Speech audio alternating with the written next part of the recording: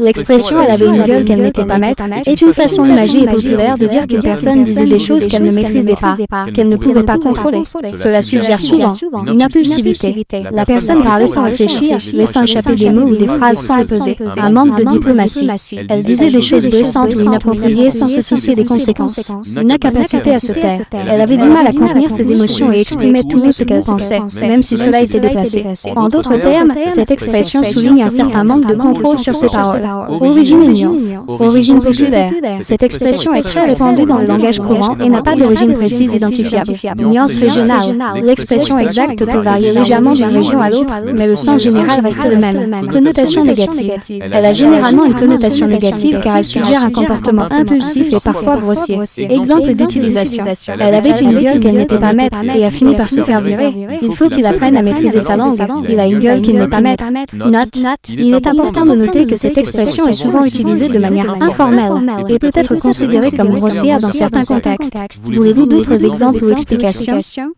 Je comprends que vous cherchiez des informations sur la pratique autrefois courante de faire laver la bouche au savon à une personne, particulièrement dans un contexte religieux. Pourquoi cette pratique? Punition. C'était souvent considéré comme une punition pour des paroles jugées inappropriées, grossières ou blasphématoires. Purification.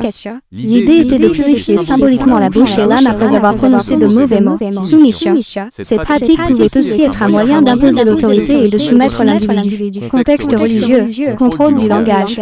Dans certains milieux religieux, un contrôle strict était exercé sur le langage, notamment sur les jurons et les blasphèmes. Morale et valeurs. Cette pratique s'inscrivait dans un cadre moral plus large, où la maîtrise de soi et la pureté étaient des valeurs essentielles. Conséquence, trauma. Cette pratique peut laisser des traces psychologiques profondes, notamment chez les enfants. Violence symbolique. Elle est souvent considérée comme une forme de violence symbolique, car elle marque le corps et l'esprit. Aujourd'hui, rejet. Cette pratique est aujourd'hui largement condamnée et considérée comme une forme de maltraitance. Protection de l'enfance. Les lois protègent les enfants contre toute forme de violence, y compris psychologique.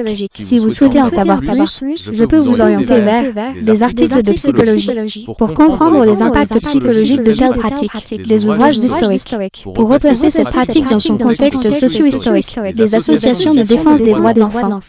Pour obtenir des informations sur les protections légales en vigueur, n'hésitez pas à me poser d'autres questions.